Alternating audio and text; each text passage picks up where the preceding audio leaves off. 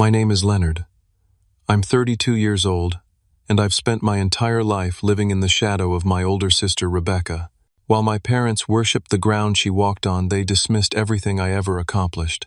They never knew I was secretly building a tech empire while they mocked my computer hobby. Last Easter, everything changed when I revealed I had purchased the company where my sister was VP, right before I fired her in front of our entire family. Before I dive into how I turned the tables on my family, let me know where you're watching from, and hit that like and subscribe button if you've ever felt underestimated by the people who should believe in you the most. Growing up in suburban Boston wasn't easy for me. Our upper-middle-class neighborhood was filled with competitive families, but the toughest competition was inside our own home. My father, Thomas, built a successful law practice from scratch, becoming one of the most sought-after attorneys in Massachusetts. My mother, Patricia, had her own interior design business catering to wealthy clients. They were the quintessential power couple, and they expected nothing less than perfection from their children. Rebecca, 5 years my senior, was their perfect firstborn. From the moment she brought home her first straight-A report card in elementary school, she became the golden standard against which I would always be measured. While my birthday parties were modest affairs at the local pizza place, Rebecca's celebrations were elaborate events with professional entertainment and customized decorations. My parents would beam with pride as they introduced her to their friends and colleagues, while I would be an afterthought if mentioned at all. When I was 10, I discovered my passion for computers and coding.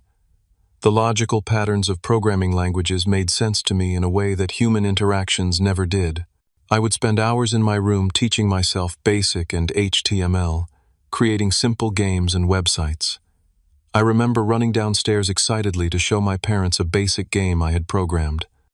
My father glanced at the screen for less than 5 seconds before saying, "That's nice, Leonard, but don't waste too much time on these computer games. You should join a sports team like your sister." Rebecca was captain of the debate team and played varsity soccer activities my parents considered worthwhile.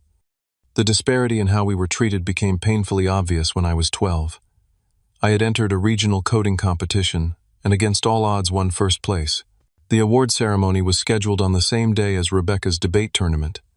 Without hesitation, my parents chose to attend her event, even though she had participated in dozens of similar competitions. My Uncle Jack, my father's younger brother who worked in IT, was the only family member who came to support me. When I received my trophy, I looked out at the audience and felt a mixture of pride and heartbreak, seeing only Uncle Jack cheering for me. That night when my parents returned home celebrating Rebecca's third-place finish, they barely acknowledged my achievement. "That's nice, honey," my mother said distractedly, before returning to praise Rebecca's performance. Uncle Jack tried to intervene, telling them how impressive my programming was, but they brushed it off as a cute hobby. That night something shifted inside me. I realized that no matter what I accomplished, it would never be enough for them. Throughout middle school and high school, the pattern continued. Rebecca joined more prestigious clubs, won more academic awards, and continued to be the center of my parents' universe. At family gatherings, relatives would ask about Rebecca's achievements while I stood awkwardly in the corner feeling invisible. My academic accomplishments, which were actually quite impressive, were treated as expected rather than celebrated. When I made the honor roll, my father's response was, "Rebecca never got anything less than straight A's." The constant comparisons chipped away at my self-esteem. Uncle Jack became my lifeline during these years. He recognized my talent with computers and encouraged me to develop my skills. He would take me to technology conferences, buy me programming books, and talk to me about the future of the tech industry. "You have a gift, Leonard," he told me once, "and someday everyone will see it." His faith in me was the validation I never got at home. By the time I was finishing high school, I had become emotionally self-sufficient. I stopped seeking my parents' approval and instead channeled my energy into my passions. I built websites for local businesses, learned advanced programming languages, and started exploring the emerging field of artificial intelligence. While Rebecca's achievements were loudly celebrated at the dinner table, I quietly built the foundation for what would later become my empire. My high school graduation was particularly telling. While my parents threw an extravagant party for Rebecca when she graduated as valedictorian, My graduation, where I finished in the top 5% of my class and won the Technology Award, was marked with a simple dinner at a local restaurant. My father spent most of that dinner talking about Rebecca's first year at Princeton and how her professors were already impressed with her potential. Those years taught me self-reliance and resilience. They also taught me to keep my ambitions to myself. I learned that the less my family knew about my goals and achievements, the less they could diminish them. As painful as it was to feel overlooked, it was also liberating. I could forge my own path without the weight of their expectations. When it came time for college, the disparity in how my parents treated Rebecca and me became even more glaring. Rebecca had been accepted to Princeton with a partial scholarship, and my parents proudly covered the remainder of her substantial tuition. They bought her a new car as a going-away present and fully furnished her apartment near campus. For me, despite having the grades and test scores to attend several prestigious universities, my parents informed me they had exhausted their college fund on Rebecca. They suggested I attend the state university and live at home to save money. I had applied for scholarships on my own, anticipating their response, and managed to secure enough financial aid to attend Massachusetts State University without their help. I moved into a rundown dormitory and worked 2 part-time jobs, one at the university IT department and another building websites for local businesses to cover my expenses. My parents seemed almost disappointed that I had found a way to attend college without their assistance. While I struggled to balance work and academics, Rebecca flourished at Princeton. My parents constantly updated me on her achievements, her perfect GPA, her prestigious internships, the influential professors who had taken her under their wing. Meanwhile, they never asked about my studies or my growing expertise in computer science and artificial intelligence. Despite the lack of support, I excelled in my program. I formed study groups with like-minded students, built relationships with professors in the computer science department, and continued developing my technical skills. By junior year, I was teaching assistant for advanced programming courses and had started building a reputation as someone who could solve complex coding problems. Rebecca graduated from Princeton with honors and immediately landed a job at MarketForge, a prestigious digital marketing firm in Boston. My parents threw an extravagant graduation party for her, inviting everyone they knew. At that party, I overheard my father boasting to his colleagues, "Rebecca is starting at MarketForge next month." They practically begged her to join their executive training program. "She'll be running the place in 5 years." No one asked what I was studying or what my plans were. When I graduated with honors in computer science the following year, my ceremony happened to fall on the same weekend as Rebecca's first work anniversary celebration. My parents attended my graduation but left immediately afterward to prepare for Rebecca's party. There were no photos proudly displayed of me in my cap and gown, no celebratory dinner, no congratulatory calls to relatives. It was as if my achievement was merely a box to be checked before getting back to celebrating Rebecca.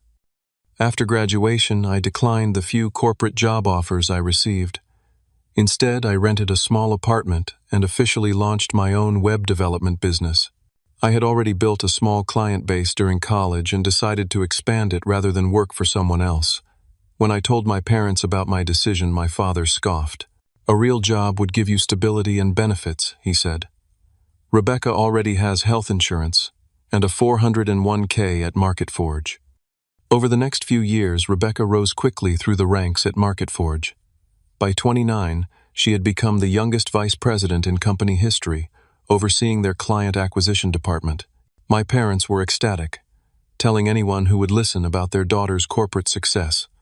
They prominently displayed her company awards and photographs with CEOs on their mantelpiece. During this same period, I was quietly building my business. I started by developing websites for small local businesses, then expanded to more complex e-commerce platforms and custom software solutions. I reinvested almost every dollar I earned back into the business, living frugally in my modest apartment and driving an old car. From the outside, it might have appeared that I was struggling, but in reality, I was strategically growing my company and client list. Family gatherings became increasingly uncomfortable. At one particularly memorable Thanksgiving dinner, my father asked about my little website hobby in front of our extended family. When I tried to explain that I was running a legitimate business with several large clients, he interrupted me. "That's nice, Leonard, but it's not a real career like what Rebecca has built. She manages 30 people and has her own executive assistant. The table fell awkwardly silent as my mother quickly changed the subject to Rebecca's recent business trip to London. What my family didn't know was that by this point, I had developed a proprietary content management system that was gaining attention in the industry. I had 10 employees working remotely, a growing list of corporate clients, and was generating more revenue than most would guess based on my lifestyle. But I kept these details to myself partly out of pride, and partly because I had grown accustomed to flying under my family's radar. Rebecca, meanwhile, had become increasingly arrogant about her success. At family gatherings, she would dominate conversations with stories about her important meetings, the famous clients she worked with, and the lavish corporate retreats she attended.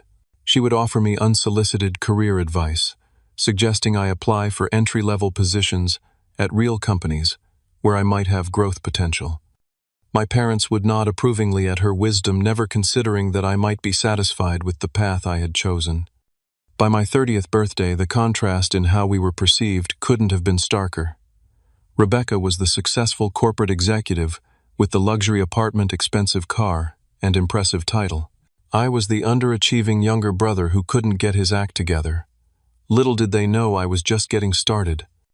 Between the ages of 25 and 27, while my family continued to dismiss my career, I was working 16-hour days, building something revolutionary. I had identified a significant gap in the digital marketing industry. Most companies, including MarketForge, were using outdated methods to predict consumer behavior. Their approaches relied heavily on historical data, but failed to adapt quickly to changing trends. I assembled a small team of brilliant programmers and data scientists who shared my vision. We worked out of a nondescript office space in a renovated warehouse, deliberately avoiding the glossy downtown addresses that companies like MarketForge used to impress clients. What we lacked in superficial prestige we made up for with innovation and agility. After months of intensive development and testing, we created an algorithm that could predict consumer behavior patterns with unprecedented accuracy. Our system used artificial intelligence to analyze thousands of data points in real time, allowing businesses to adjust their marketing strategies almost instantaneously. We called it predictive response technology, PRT, and it was unlike anything else on the market. When we began approaching potential clients to test our technology, the results exceeded even our expectations. Companies reported conversion rate increases of 30 to 50% after implementing our system. Word began to spread within the industry about our revolutionary approach. Around this time, I had a fateful meeting with a group of venture capitalists who specialized in disruptive technologies. I had been hesitant to seek outside funding, preferring to maintain complete control over my company. However, I recognized that to scale properly, we would need significant capital investment. After several rounds of negotiations, I secured $20 million in funding while retaining majority ownership and decision-making authority. With this infusion of capital, I officially founded Next Level Digital, though I kept my name off the public-facing materials. Instead, I operated under a pseudonym, partly to maintain my privacy, and partly because I didn't want my family to know about my success until I was ready to reveal it. The company grew rapidly, and within 18 months, we had opened offices in 3 cities and expanded our staff to over 100 employees. While Next Level Digital was ascending, Rebecca's career at MarketForge had begun to plateau. From conversations with mutual acquaintances in the industry, I learned that MarketForge was struggling to adapt to the changing digital landscape. Their once innovative approaches had become formulaic and outdated. Rebecca, despite her title and authority, seemed resistant to new ideas, preferring to stick with the methods that had earned her previous successes. I occasionally saw industry reports mentioning MarketForge's declining market share and stagnant growth. In interviews, their executives, including Rebecca, would dismiss new technologies like ours as unproven and faddish. They couldn't see that they were being left behind by companies willing to embrace innovation. Through strategic acquisitions of smaller competitors, Next Level Digital continued to expand our technological capabilities and client base. I was careful to keep our growth controlled and sustainable, focusing on long-term stability rather than flashy short-term gains. Unlike Rebecca, who flaunted her success with luxury purchases and social media posts about exclusive events, I maintained my modest lifestyle. I upgraded to a slightly larger apartment and a more reliable car, but nothing that would signal to my family the extent of my success. Uncle Jack remained my confidant and became an early investor in Next Level Digital. He understood both the business potential and my personal motivation. "Your parents have always had a narrow definition of success," he told me during one of our regular dinners. "They respect titles and appearances. They don't understand that the business world is changing." He advised me to focus on building something meaningful rather than seeking their approval. Advice I took to heart. As my company grew, I took pride in creating a corporate culture that was the opposite of what I'd heard about MarketForge. While Rebecca ruled her department through intimidation and took credit for her subordinates' ideas, I fostered collaboration and recognized team contributions.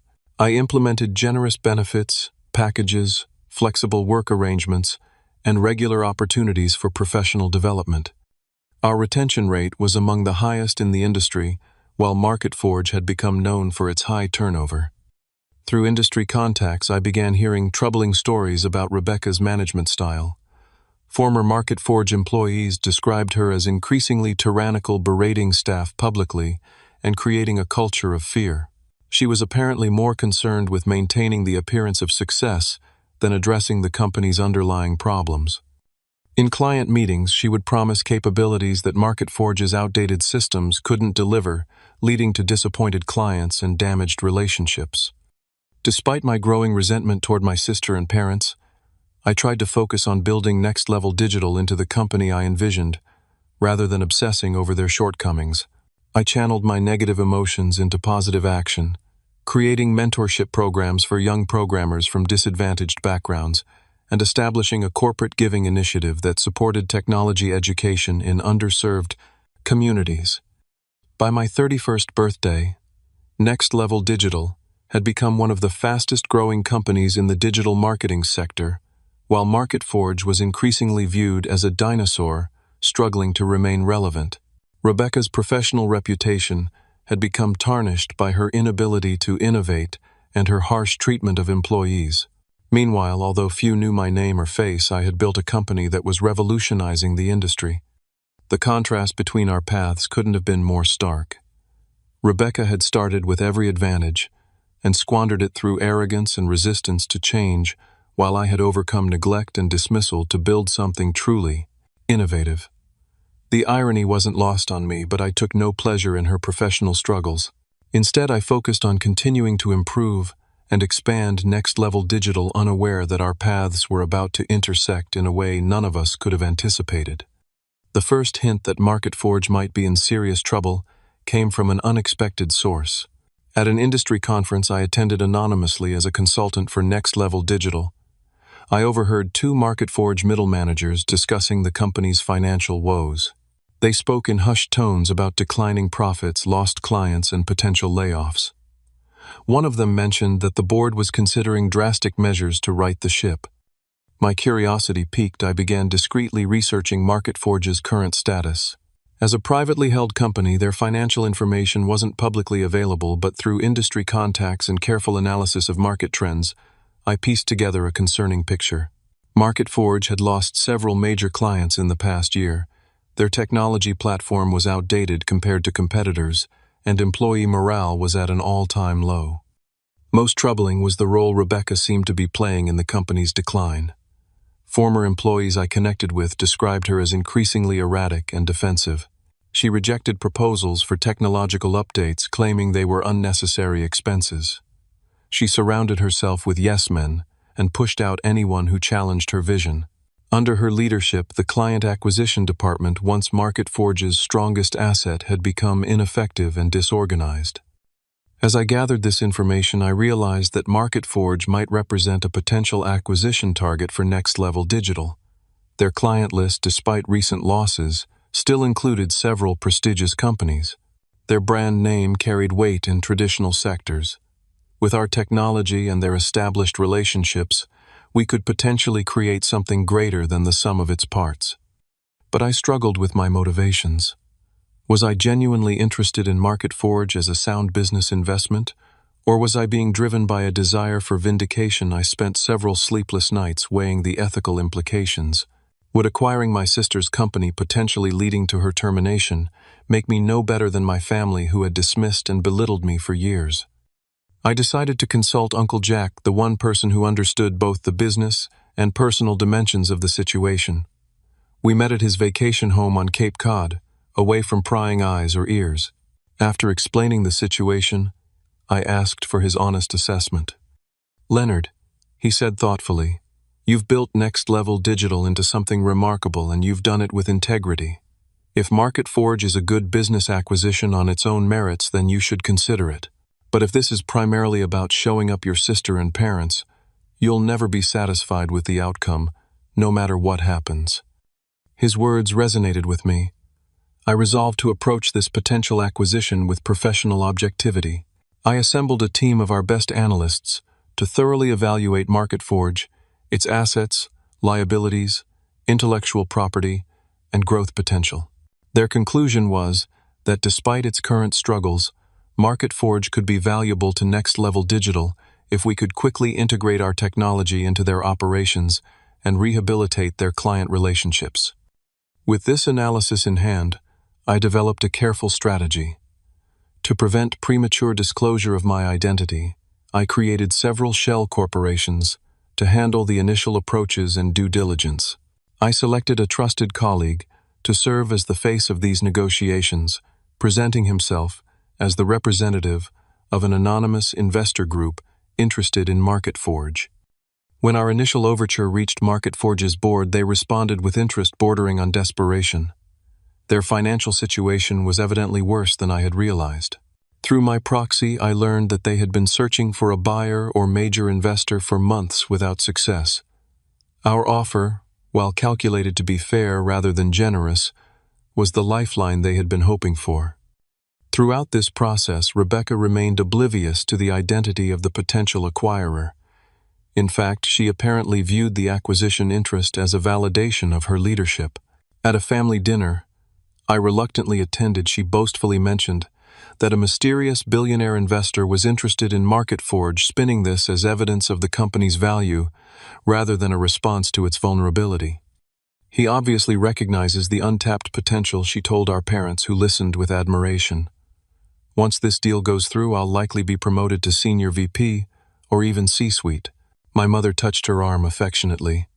"We always knew you were destined for greatness, dear." My father turned to me with his familiar look of mild disappointment. "Leonard, you should ask your sister for advice on how to attract investors to your little website business. Maybe you could work your way up to something more substantial." I nodded noncommittally, suppressing both my irritation and the ironic amusement I felt knowing that I was the mysterious billionaire they were discussing. As the acquisition process advanced, I maintained strict confidentiality. Only Uncle Jack and my most trusted executive team members knew my connection to MarketForge. I insisted that our decisions remain strictly business-focused.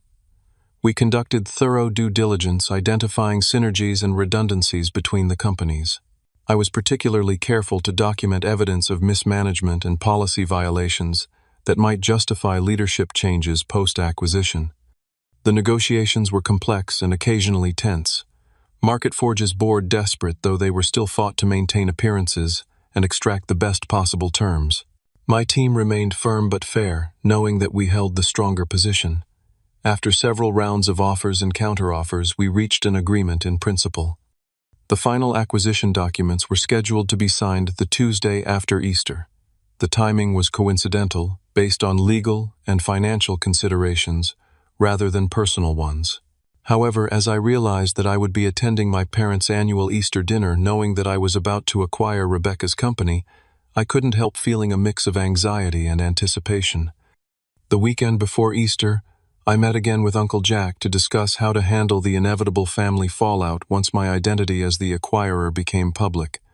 "You'll need to decide how much to reveal," and when he advised. "Consider your end goal here, Leonard. Is it just business, or is there something more you want from this situation?" His question forced me to confront my deeper motivations. Yes, acquiring MarketForge made business sense, but I couldn't deny the emotional component. After years of being dismissed and undervalued by my family, part of me desperately wanted them to recognize what I had built, to acknowledge that my path had been valid and successful.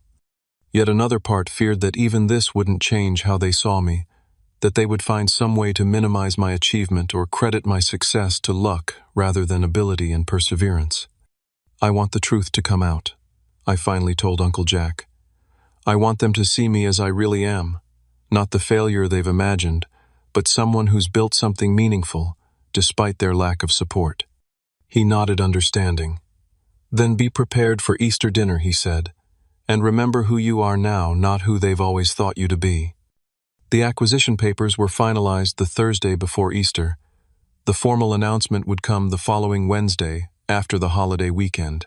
As I signed the documents making me the new owner of Market Forge, and technically Rebecca's boss, I felt a strange combination of professional satisfaction and personal trepidation.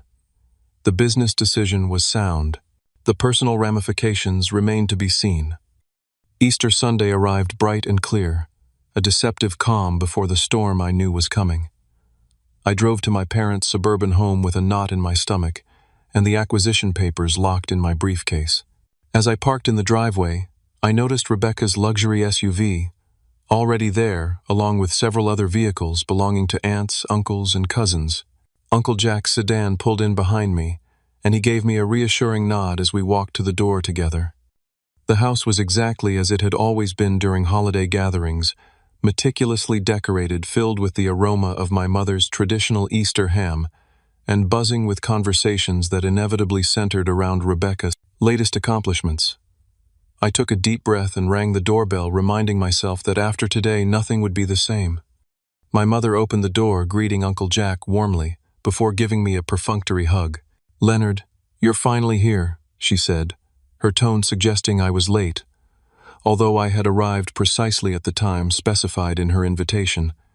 Everyone else is already in the living room. As I entered, I immediately spotted Rebecca holding court near the fireplace, surrounded by admiring relatives. She was dressed immaculately in a designer outfit that probably cost more than my monthly rent, or at least the monthly rent I used to pay before Next Level Digital took off. She was gesturing animatedly, clearly in the middle of a story about herself. So then the investor's representative called me personally to say that they were especially interested in my division, she was saying as I approached. Apparently, my innovative approach to client acquisition is exactly what attracted their attention in the first place. Our cousin Megan looked impressed. "That's amazing, Rebecca. So you'll be working directly with this mysterious billionaire?" Rebecca laughed confidently. "Well, once the deal goes through, I expect I'll be one of his key executives." Between us, she lowered her voice conspiratorially. "I think they're planning to clean house at the upper levels, but they've made it clear that I'm considered essential personnel." I suppressed a smile at the irony. If she only knew. My father noticed me and waved me over. "Leonard, come listen to Rebecca's exciting news. Her company is being acquired by a major technology investor." His tone suggested I might learn something from her example. "Congratulations," I said, managing to keep my voice neutral. "That sounds like a significant development." Rebecca barely acknowledged my presence. "It's transformative," she corrected. "This isn't just an acquisition. It's a strategic partnership that recognizes Market Forge's industry leadership." The statement was so divorced from reality that I might have laughed if the situation weren't so painful. Throughout the pre-dinner mingling, the pattern continued. Rebecca dominated every conversation with exaggerated tales of her business acumen and the fantastic future that awaited her post-acquisition. My parents beamed with pride, occasionally interjecting to emphasize a particularly impressive detail or remind other relatives of Rebecca's past triumphs. When anyone asked about my work, which was rare, my father would quickly answer before I could. "Leonard's still doing his computer things," he'd say dismissively. "Small-scale web design, right, son? Nothing like the corporate world Rebecca navigates." By the time we sat down for dinner, my resolve had hardened. I had planned to wait until after the holiday to reveal my role in the Market Forge acquisition, but Rebecca's fabrications and my parents' dismissive attitude made me reconsider. Uncle Jack caught my eye across the table and raised an eyebrow questioningly. I gave him a slight nod. As the main course was served, Rebecca launched into yet another self-congratulatory monologue. The acquisition is really a testament to how I've positioned MarketForge in the marketplace, she declared. Our potential buyer specifically cited my department's performance as a key factor in their interest. My mother passed the mashed potatoes to my father. We always knew you were executive material, Rebecca. Remember when you were just 10 and organized that charity drive? You've always had leadership qualities. Unlike some people who prefer to work alone, my father added with a pointed glance in my direction. Team leadership is where the real achievements happen. I took a sip of water, considering my next move carefully. Before I could speak, my aunt turned to me. What about you, Leonard? Any exciting developments in your website business? The hesitation before website business made it clear she didn't consider it a real career. Actually, yes, I began, but Rebecca interrupted. Leonard, before you talk about adding another small business client or whatever I was about to explain the complex negotiations involved in a multi-million-dollar acquisition, she turned back to the table. As I was saying, the investors' team has been incredibly impressed with my vision. That was the moment I decided the charade had gone on long enough. I pulled out my phone and pretended to receive a call. Excuse me, I said, standing up. I need to take this. It's about a business matter. I stepped just far enough away from the table to be heard, but not so far that they couldn't listen to my conversation. Yes, this is Leonard. The MarketForge acquisition. Yes, everything is proceeding according to schedule. No, we haven't disclosed my identity to the current executives yet. Yes, I'm still planning to replace the VP of Client Acquisition immediately. Her performance metrics are unacceptable, and there's documented evidence of mismanagement. I'll sign the final papers on Tuesday as planned. A stunned silence fell over the dining room. I turned to find every eye fixed on me, expressions ranging from confusion to shock. Rebecca's face had drained of color. What are you talking about? She demanded, her voice unnaturally high. What acquisition? What VP are you replacing? I returned to my seat calmly. I'm talking about Next Level Digital's acquisition of MarketForge, I said evenly. My company is the mysterious billionaire investor you've been bragging about all afternoon. The silence that followed was absolute. My father was the first to recover. Your company? He repeated incredulously. What company? Next Level Digital, I said. The digital marketing and technology firm I founded 5 years ago. We currently have 400 employees across 6 offices nationwide, and as of Tuesday we'll own MarketForge. Rebecca's shock transformed into anger. This is ridiculous. You run a tiny web design shop from your apartment. You can't possibly have the resources to acquire MarketForge. Instead of arguing, I opened my briefcase and removed a folder containing acquisition documents with both companies' logos prominently displayed. I placed it on the table where everyone could see it. Next Level Digital is currently valued at just over $300 million, I said quietly. MarketForge's purchase price is $42 million, which frankly was generous given its declining performance and technological obsolescence. My mother's hand flew to her mouth. But you never said anything about this company. All these years we thought. You thought what you wanted to think I finished for her. You decided I was a failure without ever asking about my work or taking an interest in my career. It was easier to dismiss me than to understand what I was building. Rebecca lunged for the folder, flipping through the documents frantically. This can't be real, she insisted, but her voice had lost its confidence. You're making this up. The announcement goes public on Wednesday, I continued calmly. But since we're family, I thought you should know first.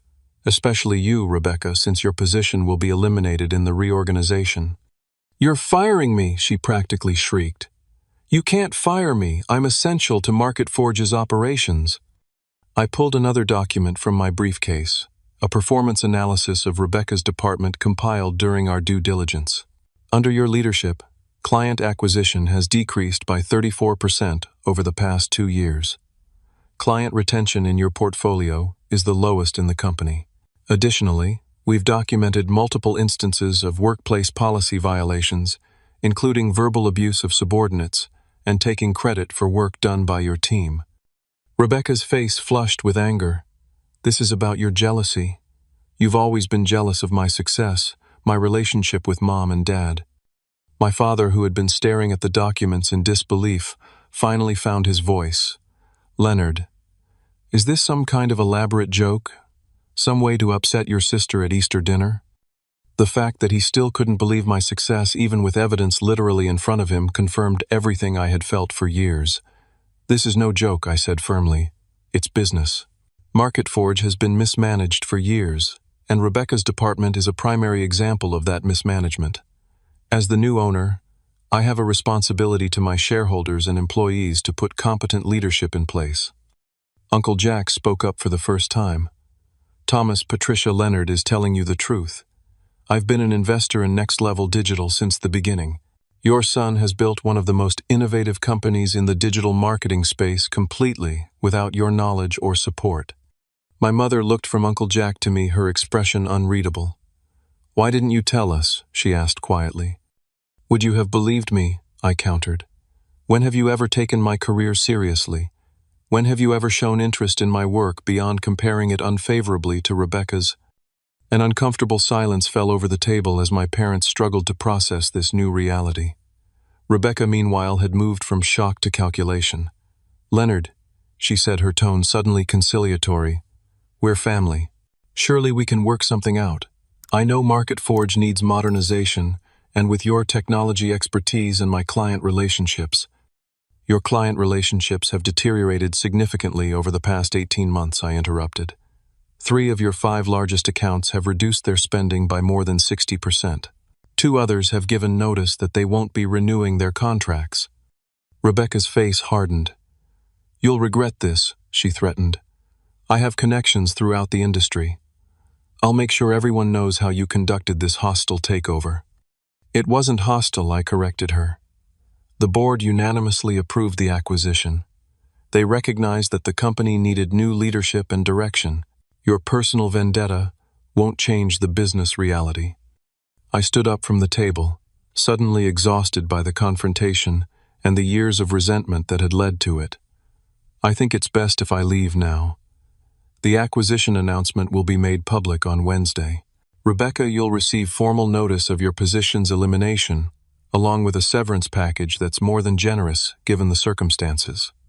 As I gathered my documents and briefcase, my father finally seemed to grasp the magnitude of what was happening. Leonard, he said, his voice uncharacteristically tentative, perhaps we should talk about this privately. If your company is as successful as you say, we should discuss how the family can support your endeavors. The naked self-interest in his sudden attempt at reconciliation was the final straw. For 32 years you've made it clear that my endeavors weren't worth your attention, I said. I don't need your support now. I never did. With that, I walked out of the dining room, followed by Uncle Jack. As we reached the front door, I could hear Rebecca's angry voice and my mother's attempts to calm her. Uncle Jack put his hand on my shoulder. That was a long time coming, he said quietly. I nodded, feeling a complex mix of emotions, vindication certainly, but also sadness for the family relationships that had been irreparably damaged. Not by today's revelations, but by years of dismissal and favoritism. It was, I agreed, but it's just business. We both knew it was much more than that. The days following Easter dinner were a whirlwind of professional activity and personal fallout. On Wednesday morning, Next Level Digital issued a press release announcing the acquisition of Market Forge. Business publications quickly picked up the story, with headlines focusing on the tech wunderkind behind Next Level Digital, who had engineered the strategic acquisition of an established but struggling competitor. My phone began ringing incessantly with calls from family members. I let most go to voicemail, needing space to process my emotions and focus on the business transition. Uncle Jack kept me updated on the family dynamics, reporting that Rebecca had moved through stages of denial, rage, and finally desperate attempts to salvage her position. She's been calling everyone in the family, trying to paint you as the villain, he told me over lunch. Your parents are confused and embarrassed. They've been telling people they always knew you had potential, but just wanted you to prove yourself. He shook his head. Revisionist history at its finest. At Market Forge headquarters, The announcement of new ownership was met with a mix of anxiety and cautious optimism. Many employees had recognized the company's decline and feared for their jobs long before our acquisition. When I visited the office for the first time as owner, I made a point of meeting with staff at all levels, not just executives. The relief on many faces was palpable when I explained that our goal was revitalization, not dismantlement. "We're not here to strip assets or eliminate departments," I assured them. "We're here to combine Next Level's technological innovation with MarketForge's established client relationships and industry experience. This should be a partnership that benefits both organizations." One junior account manager raised her hand tentatively. "What about Miss Crawford?" she asked, referring to Rebecca. "We received notice that she's been, transitioning out of the company." I chose my words carefully. Leadership changes are sometimes necessary during acquisitions. We've identified areas where new approaches are needed, and the client acquisition department is one of them. Anyone who's concerned about their own position should focus on performance adaptability and teamwork. Those are the qualities we value at Next Level Digital, and they'll be equally valued in the combined company. The integration process moved forward methodically. We assigned teams from both companies to work together on technology transfers, client communications, and organizational restructuring. I was pleased to discover that beneath Rebecca's dysfunctional leadership, MarketForge had many talented employees who were eager to embrace new methods and technologies. 2 weeks after the acquisition announcement, I received an unexpected call from my father. He asked to meet for lunch, suggesting a high-end restaurant downtown where he often entertained clients. I agreed but proposed an alternative venue, a casual cafe near Next Level Digital's headquarters. The symbolic reversal of power wasn't lost on either of us. When he arrived looking uncomfortable in the relaxed environment, I noticed he seemed older, somehow less imposing than the father who had loomed so large in my childhood. He fidgeted with his expensive watch as we exchanged awkward greetings. "Your mother and I have been doing a lot of thinking," he began after we ordered. "We realize now that we may have underestimated your ambitions and abilities." "That's putting it mildly," I replied, not making this easy for him. He cleared his throat. "Yes, well, we want you to know that we're proud of what you've accomplished. Building a company valued at $300 million is no small feat. We should have paid more attention to your work." The belated recognition felt hollow. "Would you be proud if Next Level Digital was worth $3 million instead of $300 million? Would you have been interested in my work if it hadn't resulted in the acquisition of Rebecca's company?" He had no answer for that which was an answer in itself. "Leonard," he said, "finally, we're your parents. Despite our mistakes, we want to be part of your life and success." I studied him, trying to determine if his contrition was genuine or merely a reaction to the sudden shift in family dynamics. "I appreciate that," I said carefully, "but rebuilding our relationship will take more than one lunch. It will require acknowledging the years of favoritism and dismissal, not just congratulating me now that I've succeeded despite your lack of support." He nodded uncomfortably. "Your mother would like to visit your office sometime, to see what you've built." It was a small gesture, but perhaps a starting point. "She's welcome to visit. So are you." Meanwhile, Rebecca had taken a different approach. After her initial fury, she had consulted with attorneys about challenging the acquisition or at least her termination. When they informed her that both were legally sound, she shifted to threatening media exposure, claiming she would reveal how her own brother had orchestrated a vindictive corporate takeover. Rather than engaging in a public battle, I instructed our legal team to respond with calm professionalism. We provided Rebecca with a severance package that included 6 months of salary and benefits, far more generous than required, given the documented performance issues. The package came with a standard non-disparagement clause, which her attorneys advised her to accept. To my surprise, Rebecca requested a meeting 3 weeks after her termination. We met in a neutral location, a private room at a business club downtown. She arrived immaculately dressed as always, but I noticed subtle signs of stress, dark circles under her eyes, a certain tightness around her mouth. "I've been reviewing the performance reports you included with my termination notice," she began without preamble, "and I've spoken with several former clients." I waited, expecting accusations or demands. The reports weren't wrong, she said finally, the admission clearly difficult for her. I've been losing clients for the past 2 years. I convinced myself it was market conditions or budget cuts on their end, but the truth is, I wasn't providing the results they needed. Her candor surprised me. That's a difficult realization, I acknowledged. When did you start planning to acquire MarketForge? She asked. Was this about revenge all along? No, I answered truthfully. The acquisition opportunity emerged only recently when I learned about MarketForge's financial struggles. It made business sense independent of our personal history. She nodded slowly. But you must have enjoyed the moment at Easter. After all those years of mom and dad treating you like the family disappointment. I won't pretend there wasn't an element of personal satisfaction, I admitted. But that wasn't my primary motivation. A complex expression crossed her face, part resentment, part reluctant respect. You built something real while I was busy impressing people at cocktail parties, she said. I miscalculated. The conversation marked a turning point in our sibling relationship. We weren't suddenly close, and years of resentment couldn't be erased in a single meeting. But there was a new honesty between us that had never existed before. As weeks passed, the integration of MarketForge into Next Level Digital proceeded more smoothly than anticipated. We retained approximately 80% of MarketForge's staff, transitioning them to our more innovative approaches and technologies. Client retention exceeded our projections as businesses responded positively to the enhanced services we could now provide. My parents eventually visited Next Level Digital's headquarters, their expressions, a mixture of astonishment and belated pride, as they toured the modern offices and met my executive team. This is remarkable, Leonard, my mother said, watching developers collaborate on our latest project. We had no idea. You never asked, I replied simply. Family dynamics shifted gradually. At the first family gathering after Easter, a cousin's wedding in June, relatives who had previously focused exclusively on Rebecca now approached me with questions about Next Level Digital and technology trends. Rebecca attended with a new boyfriend and a notably more subdued demeanor. We maintained a polite distance, our interaction limited to brief pleasantries.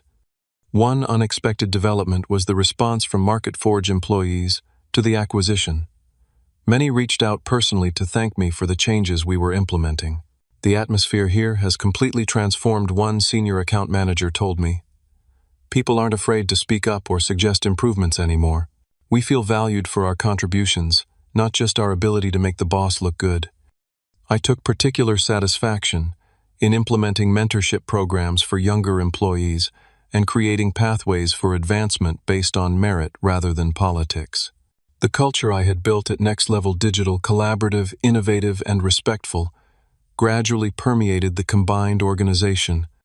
By midsummer, Rebecca had accepted a position with a smaller marketing firm at a significantly reduced salary and title. The experience had humbled her, forcing a reevaluation of her priorities and management approach. In a brief email, she informed me that she was working with a leadership coach to develop healthier professional habits.